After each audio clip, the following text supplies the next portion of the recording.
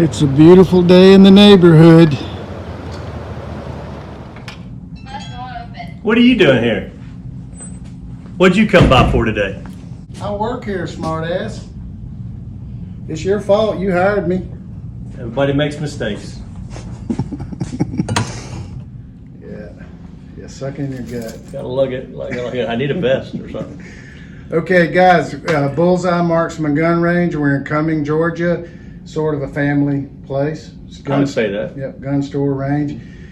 We've got some other great guys that work here. They're just not here right now, but I stopped by to do a little bit of training. Doug Clayton is the owner.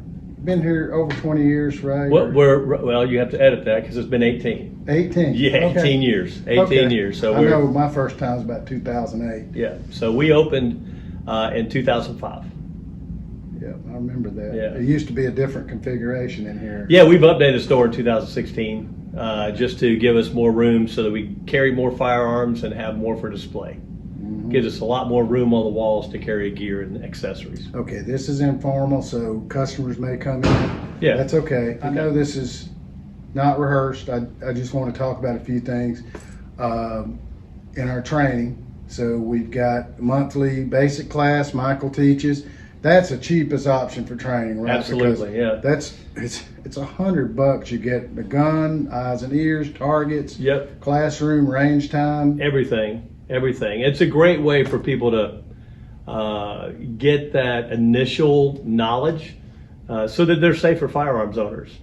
And that's what it's for. Now he's got, you just go on bullseyemarksman.com, training firearms. Yes, sir. Hey, man. Hey, how are you? And you just select Basic handgun. basic handgun ticket. And there'll be a calendar in there, so there'll be optional dates that you can pick to take that class. Yeah. Okay, let's Yeah, help him hang on come one right second. back. Hey, bud. Yes, sir. What can we get for you? I would like to learn the range. Sure. Okay, another happy customer. So we were talking about basic, and then I carry on from there on with the advanced stuff. You're still teaching some classes too, right? The basics. Yeah, well, I Time to do time. basics, and I do like small groups for generally people that I've known for a long time or that have been directly referred to me by other customers. Sometimes I'll take those classes on, but generally I refer them to you or Michael. Yeah. Yeah. Sometimes they request you, right? Just Mhm. some Yeah. old times. Yeah, just if I had done their Continue basic on. class, in years past, because that one time I was the only person doing basic handgun classes. Mm-hmm. So glad I graduated out of that. And kind of my point there was we all compete for that calendar, the classroom, the range lanes, Yeah. day to day. So if you want a lesson of a particular type, get that ticket online. It's first come, first serve. And then we get that web order. It comes in immediately, and then we schedule the class. So I'm going to talk a little bit in a minute about use of force, or the legal aspect of citizen defense.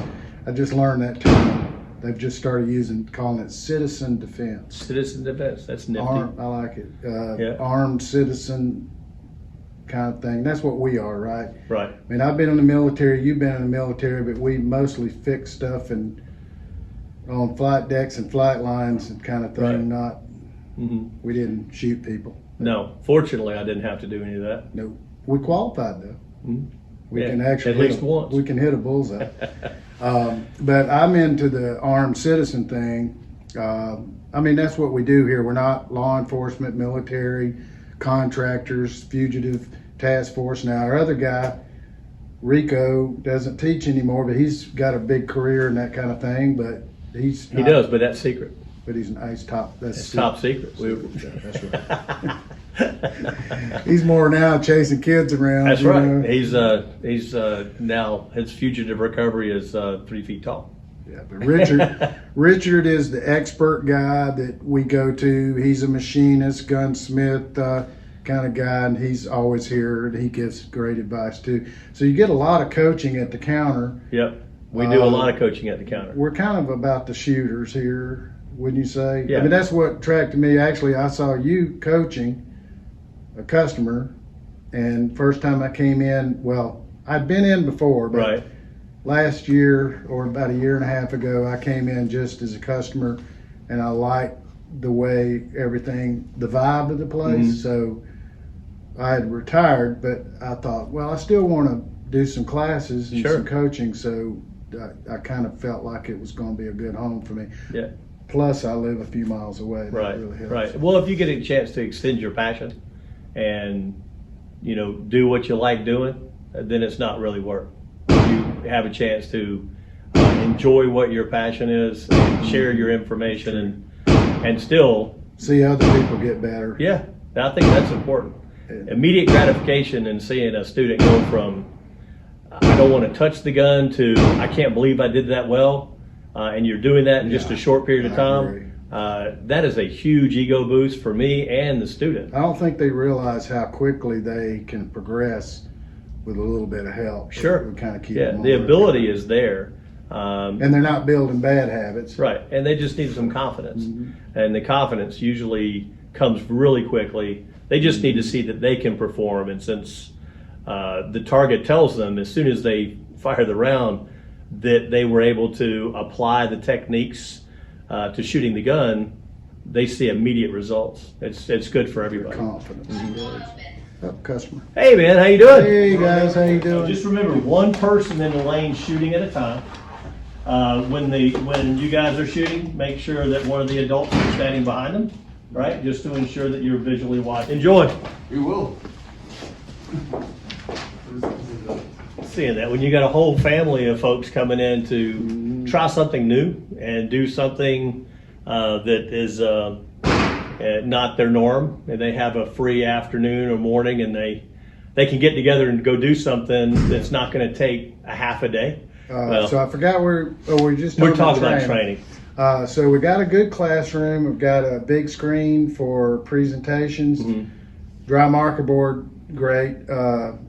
Now the most I've had in there is about 6 to 8 people. It probably holds a lot more than that. It can. It gets tight. It gets tight if you're, handling guns and things like that. But for informational, we've done up to 30 people in that room. When we were running our first information sessions, we used to do a mother's morning out, and we ran it in the morning. It was I think I've seen pictures of it was a Wednesday morning, and the ladies came out, and we did generally safety programs, right? So that just from gun safety and good ideas about storage and things like that. Yeah, that's a good. And that was, because there's a lot of concern. We bring a gun in the house. How do we keep it safe? And, a lot of people aren't familiar with general safety and what's available. And so, keeping them up on a shelf or in a bottom of a drawer. right. Accessible when you're not at home, like Right. you ran to the store and your guns are behind the door. Right. So I will say this, as I preach this in the classes, is the gun either needs to be under your physical control, you're carrying the gun, it's in your pocket, on your side, or whatever, Right. or it's locked up. And that could be that quick access safes like we sell, or a larger safe. We don't sell the larger safes, but get a good safe. Yeah. You know. And we can. They're just cumbersome. Well, you can order 'em, and but- you could order them, but we don't keep any in the store anymore. The one it really takes a lot of space, but it also I'm getting too old to move them. I've moved a couple of safes in the past, and it's not something that I relish to do. I've moved mine 3 times. I've already spent more money on the moving than I did the safe, and it's a nice safe. But I've got those quick access safes, so it takes me about 3 seconds to get in there. Sure. Yeah. And Any gun that I'm going to use for self-defense in the home is in a quick acting, I've got scenario. grandkids now, Oh yeah. so Well, I will have grandkids. my son, when he comes over, he cruises through every room in the house and checks all the places to make sure the guns are put up, which I totally agree with. Yeah. But me and Kay, we go through a routine before they Sure. come over, Yeah. just to make sure. Basic training, more advanced classes like I'm doing, Right. which you just want to become really good. We've got the IDPA matches; those are on Mondays now. Oh wow. That has been And huge. That is exploding. Yeah. So a lot of new shooters, but the main thing I wanted to try to get into this was the legal aspects. My most popular lesson is the basic shooting safely and accurately, the fundamentals. But this other part of the class is a glimpse into the legal aspects of armed citizens. So there's so many questions about that. well, it's not part of any law school in America. So there's a guy named Andrew Bronca. I'll plug him. I'm not associated with him at all, except for taking his training. But he is Law of Self-Defense, lawofselfdefense.com/free book. There's 5 pieces of a self-defense case that if the prosecutor or lawyers can prove that any one of those is not valid, you don't have a self-defense case, or it's going to be very hard for you to have a self-defense case. What are some of the things that might kick it out? Well, so I'll say it first and then break them down. Innocence, imminence, proportionality, avoidance, and reasonableness, reasonable use of force. So How do you come up with reasonableness? I mean, that's a jury. whoever you're talking to. It's jury. It is vague and on purpose, and, Yeah. and it'll make sense. But what's up? Feel my trigger finger again. Nice. Blood flow is good. Here you go. It's always good when you can feel your trigger finger. Been pretty steady this morning. I like having Selling guns. Yeah, when everybody's willing to buy the accessories they need. Sometimes they come in and they just want just one thing. When you know that you can see that there's like 5 or 6 different holes in what they're getting, they're going to have to go get ones or something. They're just not always willing to sit down and go through the effort while they're in the store. They want to get in and get out. So we've had some very patient customers. We just had today. a customer storm, but we sold a new AR-15 owner, a gun, a case, optic, sights, sling. set up his sling for him, installed Swivels. and zeroed Yep. the sight. There's innocence. You can't be the aggressor. Right. You can't start a confrontation, a physical fight, escalate, and then go to your guns or Right. firearm weapon, and then have a self-defense case. Okay. Number 2 is imminence. It needs to be imminent danger. It's about to happen, and it's serious bodily injury, death. You have to believe that if you Like don't right take now. action right now, something bad's going to happen. Okay. You don't have to wait till it does happen, but you know that the hammer is about to fall. Sure. And then proportionality. That could be a bigger person against a smaller, a number of people against one. Right. But the proportionality could be old against young. Right. It could be, they may not have firearms. They may just be 4 men attacking 1 man or Exactly. a woman. But proportionality, it can't be the other way around. Mm-hmm. And then avoidance, you've got to have, you've got to try to avoid the situation. But that could be in the home or in public, like stand your ground or castle doctrine. Right. In Georgia, we don't have the duty to retreat, Right. but it's a good idea. So, Well, you can. If you have the option to retreat, you should. Avoid the fight. and then the last one, we had talked about this before, was reasonableness. That is, if a jury is listening to it, Right. would the average person about like you in that situation, knowing what you knew in that split second, Right. would they have reasonably done the same thing or Right. used the same level of force? And was that force reasonable? Was it a reasonable level? Boy, of that's force? so wide open there. It is.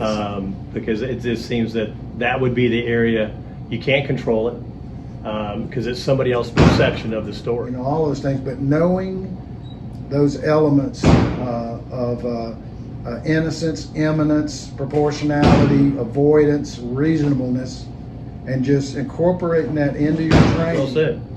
Where, are you really? No. I thought maybe you had somebody that would do it. Anyway, All right. it's good to be busy. Cut back in. That's Right. fine. Customers, Right. bring 'em Love, on. love them, love them. So when do we expect to see like a force on force program? well, we've actually got a King of Camo coming in, their whole crew. Oh, excellent. I want to say the second Tuesday of next month, Okay. and we're going to do a bunch of that type of stuff. Well, excellent. So, Well, I look forward to seeing that on the calendar, to seeing when that gets out there for the public. yeah, and if you're a member at Bulls Eye Marksman Gun Club, we're going to have some more defensive workshops so the members only can come. Oh, and excellent. I think that'd be a we'll great. talk about this, and we'll pick out some skills and some knowledge, and then we'll go in the classroom, Mm-hmm. learn it, then we'll go out on the range. We're most likely going to schedule that on a Saturday evening, so Oh, excellent. everybody Yeah. can make it. So. Excellent. Well, thanks, Doug. I appreciate you coming by this morning because he's 'Cause not I'm supposed off to be work here. today. That's Yeah. right. You're not supposed to be here, but I thank you stopping by. This is good information. So this is the first of how many we're going to at least do one a month. Yeah, if YouTube doesn't ban us, we'll All right. do more. So. Well, good. Thank you, guys. See you guys. See you on the range.